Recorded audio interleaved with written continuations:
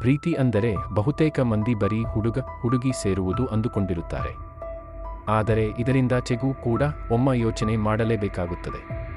ತಂದೆ ತಾಯಿ ಸೇರಿದಂತೆ ಸಂಬಂಧಿಕರ ನಡುವೆ ಇರುವ ಉತ್ತಮ ಬಾಂಧವ್ಯವೂ ಕೂಡ ಪ್ರೀತಿಯೇ ಆಗಿರುತ್ತದೆ. ಸಾಮಾನ್ಯವಾಗಿ ಅಂದುಕೊಂಡ ಕನಸುಗಳು ಈಡೇರಿದಾಗ, ಸಾಧನೆ ಮಾಡಿದಾಗ, ಅತಿ ದುಃಖವಾದಾಗ ತಮ್ಮ ಪ್ರೀತಿ ಪಾತ್ರರನ್ನು ತಬ್ಬಿಕೊಳ್ಳುತ್ತಾರೆ. ಇದನ್ನು ಆಂಗ್ಲ ಭಾಷೆಯಲ್ಲಿ ಹಾಗ್ ಎನ್ನುತ್ತಾರೆ. ಹಾಗೆ ಈ ಅಪ್ಪುಗೆಯಿಂದ ಏನೆಲ್ಲ ಪ್ರಯೋಜನಗಳಿವೆ ಎನ್ನುವ ಮಾಹಿತಿಯನ್ನು ಕೂಡ ನೀವು ತಿಳಿದುಕೊಳ್ಳಲೇಬೇಕಿದೆ. ನೀವು ಗಮನಿಸಿರಬಹುದು, ದುಃಖವಾದಾಗ ಪ್ರೀತಿಪಾತ್ರರನ್ನು ತಂದೆ ತಾಯಿ, ಸಂಬಂಧಿಕರು, ಪ್ರೇಯಸಿ, ಪ್ರಿಯಕರ ಯಾರೇ ಆಗಿರಬಹುದು ಅಪ್ಪಿಕೊಂಡಾಗ ಮನಸ್ಸಿಗೆ ಎಷ್ಟೋ ನೆಮ್ಮದಿಯಾಗುತ್ತದೆ. ಹಾಗೆ ಇನ್ನೂ ಏನೆಲ್ಲ ಪ್ರಯೋಜನಗಳು ಇವೆ ಎಂದು ನೀವು ಇಲ್ಲಿ ಗಮನಿಸಲೇಬೇಕಿದೆ. ಆತ್ಮವಿಶ್ವಾಸದ ಭಾವನೆ, ಸ್ನೇಹಿತ ಅಥವಾ ಪ್ರೀತಿಪಾತ್ರರೊಂದ ಸರಳವಾದ ಅಪ್ಪುಗೆಯು ನಿಮ್ಮ ಒತ್ತಡದ ಮನಸ್ಥಿತಿಯನ್ನು ಸರಳಗೊಳಿಸುತ್ತದೆ. ಇನ್ನು ಸಂತೋಷದ ಸಂದರ್ಭಗಳಲ್ಲಿ ನಿಮ್ಮ ಪ್ರೀತಿಪಾತ್ರರನ್ನು ತಬ್ಬಿಕೊಳ್ಳುವುದರಿಂದ ಸಂತೋಷವನ್ನು ದ್ವಿಗುಣಗೊಳಿಸಬಹುದು ಮತ್ತು ಆತ್ಮವಿಶ್ವಾಸದ ಭಾವನೆಯನ್ನು ತುಂಬುತ್ತದೆ. ಇದು ಪ್ರೀತಿಯ ಸಂಕೇತವಾಗಿದೆ. ಸಂಬಂಧವನ್ನು ಗಟ್ಟಿಗೊಳಿಸುತ್ತದೆ. ಇನ್ನು ನಿಮಗೆ ಅತಿ ಹೆಚ್ಚು ವಿಶ್ವಾಸಾರ್ಹ ಎನಿಸಿರುವ ವ್ಯಕ್ತಿಯನ್ನು ತಬ್ಬಿಕೊಳ್ಳುವುದರಿಂದ ಇಬ್ಬರ ನಡುವಿನ ಸಂಬಂಧವನ್ನು ಗಟ್ಟಿಗೊಳಿಸುತ್ತದೆ ಎಂದು ವೈದ್ಯಕೀಯ ಸಂಶೋಧನೆಗಳು ಹೇಳುತ್ತವೆ. ಅಲ್ಲದೆ ಅಪ್ಪುಗೆಯ ಆವರ್ತನವನ್ನು ಹೆಚ್ಚಿಸುವುದು ಒತ್ತಡವನ್ನು ಕಡಿಮೆ ಮಾಡುವ ಪರಿಣಾಮಕಾರಿ ವಿಧಾನವಾಗಿದೆ.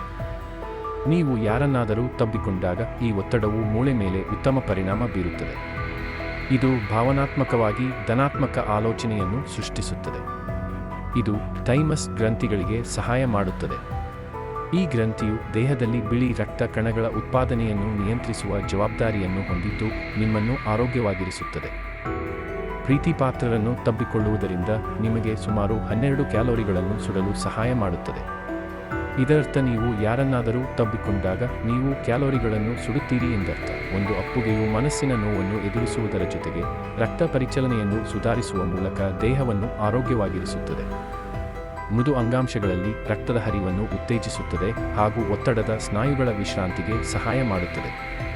ಜ್ಞಾಪಕ ಶಕ್ತಿಯನ್ನು ಸುಧಾರಿಸಲು ಸಹಾಯ ಮಾಡುತ್ತದೆ. ಅಷ್ಟೇ ಅಲ್ಲ, ಯೋಚನಾ ಶಕ್ತಿಯನ್ನು ಹೆಚ್ಚಿಸುತ್ತದೆ. ಚಟುವಟಿಕೆ ಮತ್ತು ಶಾಂತತೆಯ ನಡುವೆ ಉತ್ತಮ ಸಮತೋಲನವನ್ನು ಸಾಧಿಸಲು ಸಹಾಯ ಮಾಡುತ್ತದೆ. ನಿಮ್ಮ ಹತ್ತಿರವಿರುವ ಯಾರನ್ನಾದರೂ ನೀವು ತಬ್ಬಿಕೊಂಡಾಗ ಆಕ್ಸಿಟೋಸಿನ್ ಮಟ್ಟವು ಹೆಚ್ಚಾಗುತ್ತದೆ.